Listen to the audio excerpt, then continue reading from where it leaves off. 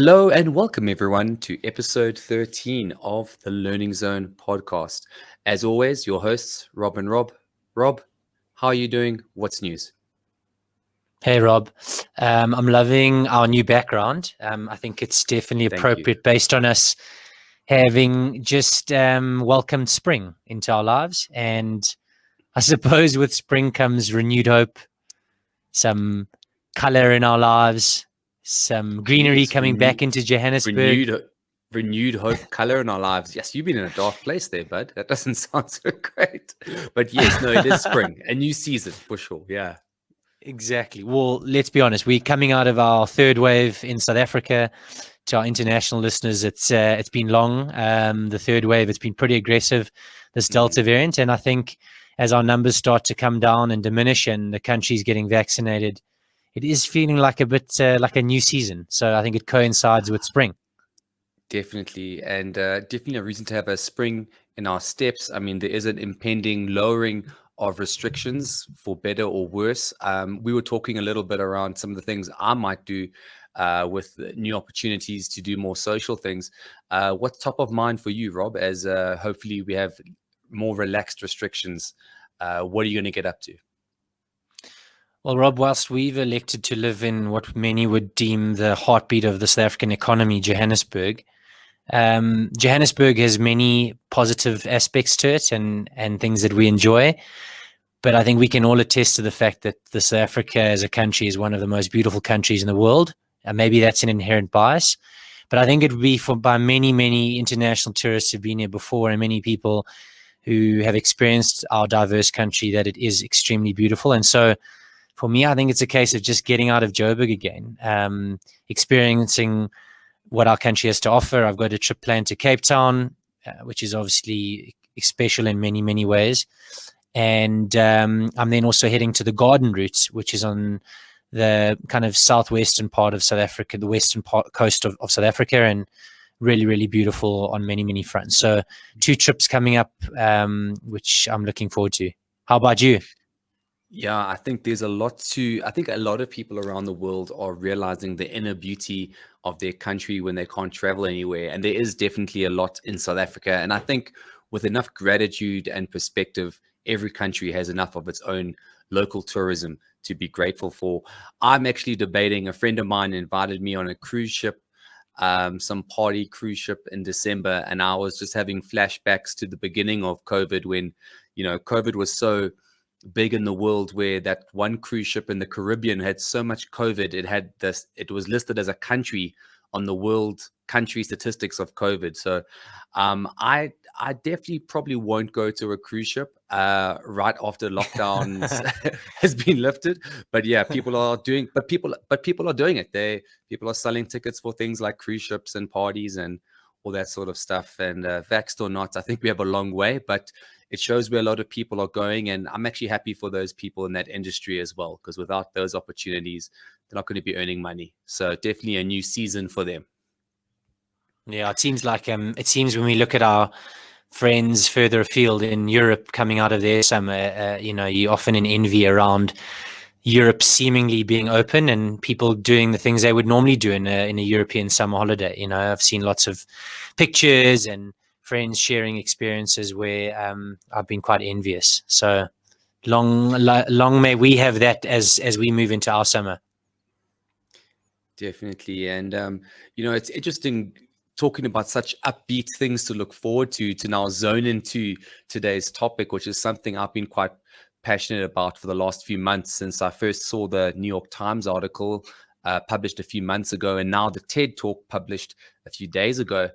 And that actually is something that, a really well-respected professional in my field has coined, called languishing, from the organizational psychologist, Dr. Adam Grant. And it made us stop and think about it in a really important way. Languishing is really described as that neglected middle child of mental health. I'm a big mental health advocate and practitioner, and there's a huge day coming up on Saturday that we'll get to in a bit. But languishing speaks to that sense of emptiness and stagnation.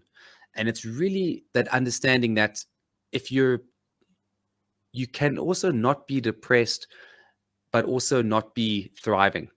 Just because you're not depressed, rather. And just because you're not burnt out doesn't mean you're fired up. You're kind of meh. You're kind of in the middle. And that's really around having a foggy windshield and just muddling through life, where a lot of people have resonated with that topic in quite some time, from celebrities to royalties, since the article was published. And it was something that we want to double click on today. Languishing, that feeling of meh, that feeling of muddied or muddled water, and not feeling fired up, but also not burnt out, just kind of in the middle. Robert, I think it's so poignant now, and it's very, very topical. In that, I think we mentioned in our last few episodes, so many people that we're speaking to from a business standpoint, and even individuals who work within those businesses, are struggling with holistic well-being and trying to perform optimally in this uncertain and unpredictable world. But we all trying to demonstrate worth. We've spoken about people trying to prove how good they are and outdo those around them. That everyone's trying to also show up in ways that doesn't reflect where they're really at and how they're actually feeling. You know, there's been a lot of talk around, you've mentioned it a few times, around toxic positivity. And many, I think, in the South African fold and further afield can relate to that. We always want to make out like we're fine and we're good and we're doing exceptionally well. And when people ask us, how are we doing? We say, great, we've already had a great week and, you know, lots been happening. But really, do we feel comfortable enough to take heed of what's being asked? You know, how are you doing? And share exactly where we're at. I think we've spoken about how being vulnerable and being honest and candid about where you're at and where you are is also liberating in many ways. And the more you hold on to these things, the more they manifest and they spill over into us not behaving as well as we would like, not believing in the things we want to believe in as much as we'd like, not having the right mindsets which inform the things we want to achieve. And so we really need to be conscious around when we're toxically positive, should I say. And that's something I think we need to be conscious of. And right now people are in that meh state, that just going through the motions and questioning and scrutinizing, where am I? What am I achieving? Am I fulfilled in what I'm doing on a day-to-day basis? And I think it speaks to what you mentioned in the last episode around this great resignation that's occurring. People are starting to scrutinize where they are and what's driving them daily. Yeah, it's an interesting thing. I mean, like in psychology, we really are a scientific field of extremes. We study depression and suicide, and we study thriving and flourishing. But there's that, neglected middle child of just showing up. And just because it's not resulting in another person who could be a Steve Jobs or another person who may commit suicide, doesn't mean it's worth understanding a bit more about. And that's really about languishing, that feeling of emptiness and stagnation. And as you've just said, we have a toxic positivity culture. How are you? Well, I'm doing great. I'm doing good. It's Monday. I'm here to thrive. But do we feel also psychologically safe to say when you're not doing okay? And that's a big reason why we have so many problems with regards to mental health as well, is not normalizing the indifference. And indifference is important because another way that Adam Grant talks about it is an indifference to indifference. And it's that general apathy. And I've got to be careful because I know you are definitely much more positive than me. I like to think I'm a realist, but sometimes I think I'm a pessimist. And that's probably why we make a good combination, because of your ability to see sunshine in a puddle. But for me to think, well, the puddle's not very deep, so not worth paying attention to. But that apathy and indifference to indifference really has a big effect on motivation and focus. And that's where a lot of people are struggling right now. I think a lot of our clients are still in that space around, we're not really burnt out, but we're not really fired up. We're struggling with motivation. We are struggling with focus. And that's what's really amazing about some of the latest musings from Adam Grant in his latest TED Talk, where he talks to, what is the answer to that? Because if stagnation is the problem with languishing, the answer is momentum. And momentum is something that we're going to talk about as we get to some of the answers to ways that we've been experimenting about that since we first heard about the topic. Rob, what you said there resonates with me, because we need momentum in our lives to continually improve, evolve, and get better. And we spoke about in a previous episode the power of a growth mindset, and how people who instill and embody a growth mindset aren't besotted with the outcome, but with the incremental gains made over time. And it's around progress over perfection. Perfection has been scrutinized as a word in most instances, and in the fact that it should never be used, because no one can ever be perfect. And what's deemed perfect in some instances will then be surpassed over time by someone else or something new. So I think that progress and that ripple effect, we talk of it from a neuroscience standpoint as being an upward spiral. And we know the benefits of progress and continually looking to evolve, what that does to us as humans. When we build that momentum, we have those upward spirals, and we continually get better time and time again. We have this big release of dopamine, and we know what that does for performance, for fulfillment, for engagement, for collaboration, and for insight generation, for innovative thinking, and how we use the best parts of our brain. So I think we've got to find ways to help us not languish, as you said, and how we really become masterful and better in the things that we do. And it's interesting, Rob, you've talked a lot to a few things that we're going to dig into, but it's really summarized in one word: flow. When you're in the zone, you're in flow. Flow is a word from positive psychology, made famous by a European psychologist that I will not try to pronounce his surname. I've tried many times and I completely butcher it. It's got like 17 letters in his damn surname, but he really is a great guy. And he was the first psychologist to term the word flow and what it means to be in the zone.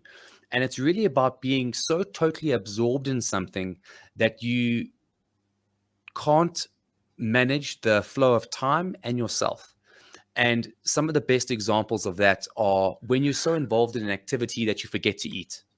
You forget, you can't hear people around you. I know you, as an ultra performance athlete, you gave a lot of great examples of different golfers and F1 car drivers that are able to be in that flow state. But that is the real answer to languishing, because languishing is that stagnation.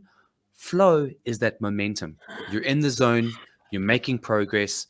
I gave the example to you when I first discovered it. In a past life, I used to live in Cancun, Mexico, and coming back from about a year in Cuba and South America, I had all these amazing pictures and videos, and I suddenly got into video editing. And I'll never forget one time I came back after work and I started kind of getting undressed or getting dressed into some home clothes. And then I started just messing around on the computer, video editing. Slowly but surely, 3 hours go by. I'm just in half my clothes. I haven't got fully undressed and redressed yet. I was just so in the zone with this video editing and trying to get the perfect song, to be creative, to create a moment of this time when I saw a whale shark, I got really into the creative process that I wasn't even in my own body anymore, and I'd lost track of time. I hadn't even eaten dinner, and it was 8 p.m. And those flow states are a big part of the human condition. And as I was saying to you, probably my favorite thing about flow is that it's a naturally occurring biological function that every human has. In the same way that our brains have a fight or flight response, and we know why we have a fight or flight response. It's for survival. It's to keep us safe. We've discussed that before. But the brain has a natural flow response. When you're in the zone, you lose track of time and of self. You're so absorbed in an activity and you experience a dopamine hit and a reward. And I was saying to you, I find it amazing that we had that naturally occurring process in the brain. And that's because we as humans need to tap into it in order to not only flourish, but survive and lift us out of the state of languishing that we may find ourselves in. That's a great example, Rob. When you speak of flow, you've used sports analogies, and sport resonates with me because, some of the races I've done, or when I've, even back to my school and university days when I played sport, I can remember very clearly what got me to that state of flow. And I think, if you talk of performance psychologists like Jim Lure and the like, is they talk about, your emotional, physical, mental, and spiritual kind of wellness, holistically speaking, coming together all at once. And that drives rituals, which ultimately inform performance. And when I've been in flow, all of those things seem to come together seamlessly. You talk about how, as you say, you're not conscious of everything around you. You don't acknowledge that inner doubt or self-talk that's in your mind. You are intentionally focused on the end result and, where you're going and why you're going there, what's driving you to get there, how it will make you feel, what the end result will feel like having completed it. And it's amazing. Things just tick over. And it's a unique experience. It's hard to find, but when you get it, you're there. And it's something that, Adam Grant talks about being that secret sauce to unlock or kind of de-muddy the muddled feeling that we have with stagnation. And in the latest TED talk that he gave a few days ago, he unpacks it. But what's been interesting is I've been trying to do this since that article a few months earlier, because I personally have been languishing. I definitely don't feel in flow. Some days feel more like a slog than others. And I couldn't put my finger on it, really. And so I've been trying to embrace and experiment with some of the stuff. And what he talks about is really three ideas of mastery, mindfulness, and mattering. Mastery talks to the understanding of making progress and celebrating small wins. Mindfulness talks about being completely present and intentional with your time. And mattering talks to linking that activity to a higher purpose or a goal. He gives the great example of playing an online racing game with his family across the country that he wanted to really master and get good at, playing Mario Kart. He wants to improve on that activity. He's really mindful in that moment, in that he wants to be present and play the game and not be distracted by his cell phone. And it matters because he's playing his sister and his brother-in-law, and all the kids are involved as well. And it's a great example of how being in flow doesn't have to be just in your work. And I've been experimenting with a few things myself. I have a little ukulele, a guitar. I actually paid for golf lessons now, and I'm getting into that as well. A thing to try to be a master of. I can always consistently be average. I lose about 20 balls a round. But have I ever thought about going for a golf lesson and getting into the mastery of it? And it's those natural states that create the dopamine hit. And I know, Rob, you experience a lot of that just naturally with your life outside of work as well. I remember you sharing some of your progress for some of your upcoming races, and it definitely speaks to those levels of mastery, mindfulness, and mattering. Yeah, I love those. Those are really three key things to get right, so you mitigate or limit your ability to languish. But I think one thing that stood out for me, it was a quote that you shared from Adam Grant's article, and he mentioned very, very explicitly that fragmented attention is the enemy of engagement and excellence. And I think what we've experienced more so now than ever in trying to get into flow states is that there's so much happening in our world. There's so much change we're experiencing, and there's so much potential to be distracted in multiple ways. We've got the convergence of technologies, technologies evolving and changing in terms of how they're being used. I mean, if we look at MS Teams, we often mail each other and go, Rob, when we're facilitating, have they just made another update? Because I'm not sure how this has worked or that's changed.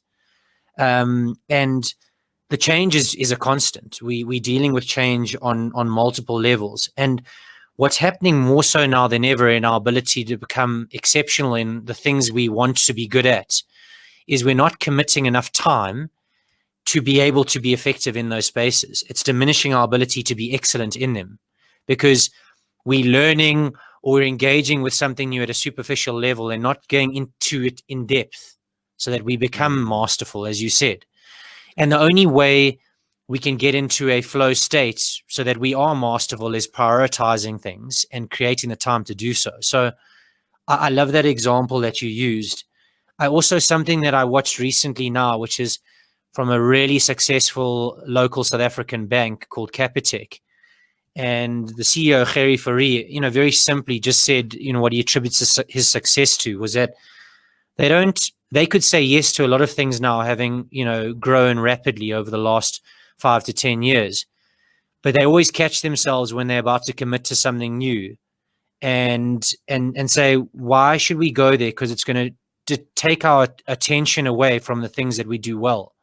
And he says it's two simple things that have helped contribute to them being in that flow state and then being exceptional at what they do. And that's relentless focus and, continually, attributing or allocating resources to exceptional execution.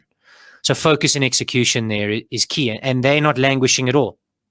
I think you can see the fulfillment, the growth, and the culture that they've created, and how year on year, they're growing at 150%. Yeah, it's an interesting thing that we talked about with mindfulness as the 1/3 of that flow equation, right? And it's really about full attention. I mean, as you've said there with Capitec and with the amazing performance in the last while, it's about being mindful, present, and intentional.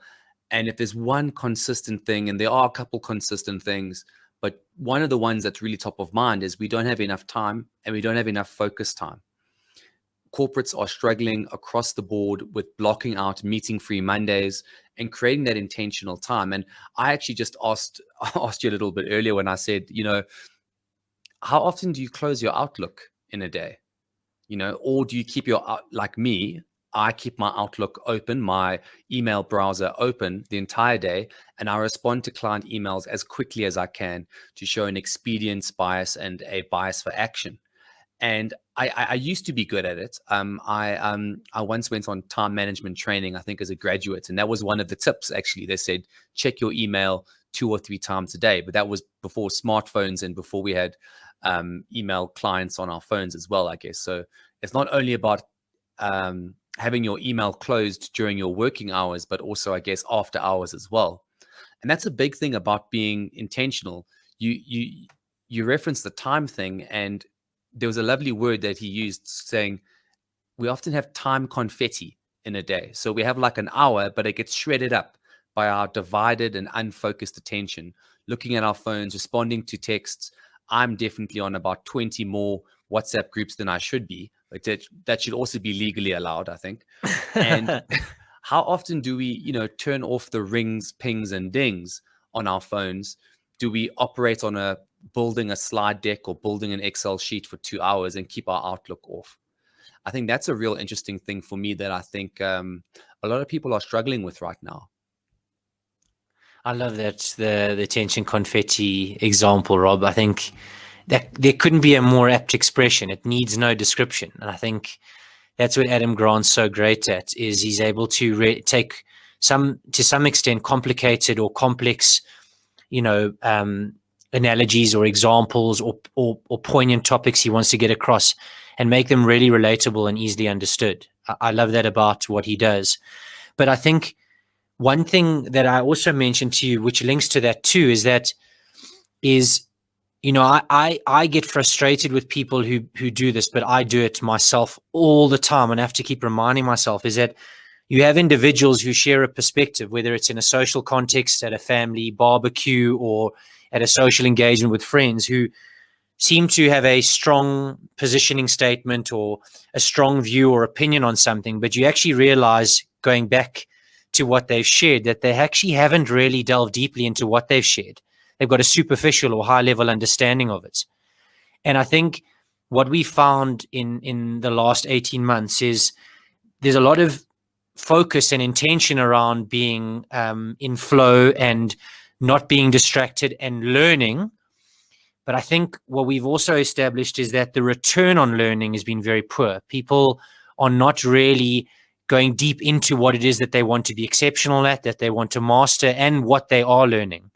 So then it becomes, you have a very generalist kind of view of most things. And I think I've mentioned to you that that's been one of my challenges, is I'm becoming a generalist because I'm skim reading and scanning over so many different things all at once. But am I masterful in some of those things? And the irony is we have more access to learning and education freely available on the internet than we've ever had, but we still have a lack of mastery. And I think, that's definitely a topic we'll have for a whole separate episode, but it's something worth acknowledging. Um, and also provides an opportunity for people right now to think about, if they are languishing or if they want to get into a flow state, what of the multitude of topics that are freely available could they get into?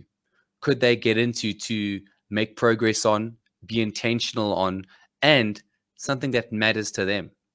And I think those are really three things worth remembering around mastery, mindfulness, and mattering.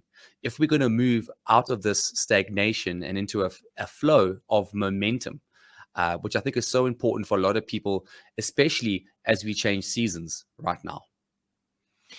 Rob, I just think for our listeners, they every time you say them, I think how they relate to me. Maybe just in finishing and wrapping up the episode, just explain very briefly again what mattering, mastery, and mindfulness does in terms of achieving or overcoming a languished state.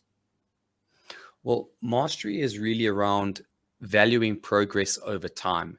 And you saw a lot of people really getting into that with making their own sourdough at home, people taking up crochet and musical instruments. It's about trying to have an activity to be better at and have small wins of progress, not becoming an Olympic crochet person, if that exists, but finding an activity you can improve upon and see the progress with small wins over time, because we don't really have a lot of big wins right now. We're not really flourishing. We're not burnt out, but what are the small incremental wins? Mindfulness is about focused attention and being present in the activity at hand, not trying to do e-learning when you're on your cell phone, not trying to be involved in another activity when your attention is split, but it's about really setting those boundaries and being mindful and present. And then the last piece is figuring out, from a mattering perspective, how does this matter to me and how does this matter to the greater good? And one of the best ways to do that is to really think about, who is the person that benefits from this activity and what's their name? What do they look like? And once you start really thinking deeply about that, you really get into that space of building personal significance. One great example from this is actually gardening. I read an amazing piece around the difference between running indoors, running outdoors, and they suddenly got into a kind of like the science of gardening. And gardening is about making progress over time, planting roses, trimming, getting insecticides to get the aphids or the insects off, trying to grow a bush or a flower in a certain way. When you are doing the act of gardening itself, because you would potter around every weekend or every other day in the evening, trimming a bush here and there, you're mindful. You probably put your gloves on, you got your gardening clothes on, you're present, because that's the only thing you can do. You can't be trimming a rose bush by looking at your phone. And if you are, you're going to make a mistake. And then the last piece is however you define gardening for you, but it often is quite purposeful for people, and that you can show off your garden to your visitors. It's something you've created. It can be your identity. It can be your source of expression. It can be something that the whole friends and family can enjoy. And that's why this article I was looking at was saying how gardeners are the most happy people, because by engaging in that activity, they are building progress and mastery. They're mindful and present, and they're doing something that matters to them. Thanks, Rob. I think a really good summary and synopsis of it. So I really enjoyed this episode, and I'm hoping our listeners derive and extract a lot of value from it too. And I think we'll be doing a lot more around it, because like grief was one of the most search words, or grief altogether was something that was spoken about a lot in 2020. I think languishing is becoming a very popular word in 2021. And I think it's something that we are still trying to solve for. Rob, it's always a pleasure, never a chore. Everyone, goodbye for now. Ciao, everyone.